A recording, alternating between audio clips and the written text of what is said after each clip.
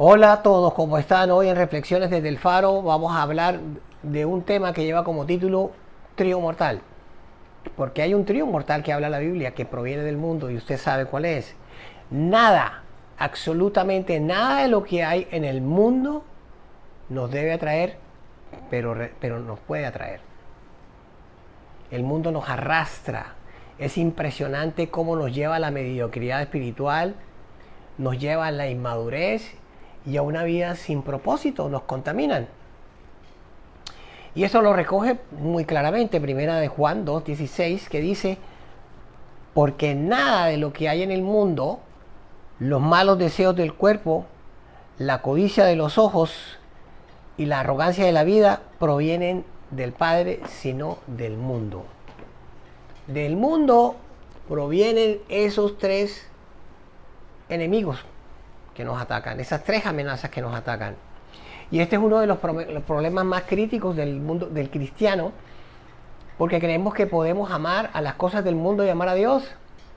Y en muchos pasajes bíblicos, el Señor Jesucristo, además de este, nos invita a no amar al mundo ni a nada de lo que hay en él.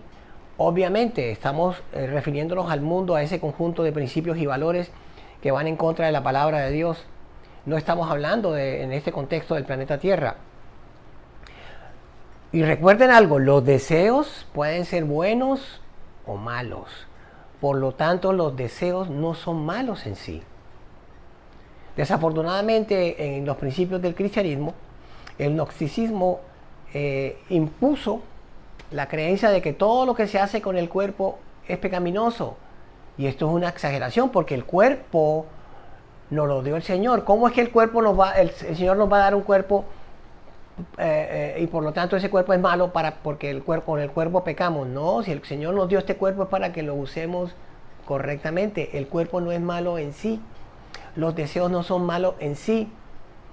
Porque inclusive Dios coloca deseos santos en nosotros para que todo lo que hagamos lo honremos con ese deseo. Por lo tanto, no pueden ser pecaminosos cuando Dios nos coloca un deseo. Dios coloca en nosotros, como dice la palabra, el querer como el hacer. ¿Cómo va a ser eso pecaminoso? La codicia de los ojos. Debemos ser cuidadosos con todo aquello que nuestros ojos ven, pero sobre todo cuando vemos con codicia. Y la codicia es ese deseo desmedido por tener o querer algo. Y cuando esto sucede en nuestra vida, ese deseo es incontrolable, comienza a dominarnos y a tomar absoluto control en nuestras vidas. Y tenemos que tener cuidado con eso, porque todo entra por los ojos. Nosotros los hombres somos estimulados visualmente. Y si eso es así, y fuera de eso vemos con codicia, comenzamos a perder autoridad, porque eso nos domina y trata de controlar nuestras vidas. Por eso la palabra de Dios nos advierte al respecto, y no debemos tener codicia en nuestra vida en ningún aspecto, pero aquí específicamente cuando vemos con codicia, porque eso no agrada a Dios y es perjudicial para nuestra santidad. La arrogancia de la vida tiene que ver con la vanagloria nuestra, que es simplemente robarle la gloria a Dios y estar pendiente de reconocimientos y de que el mundo precisamente nos apruebe, o que los demás creyentes nos aprueben como lo hace el mundo.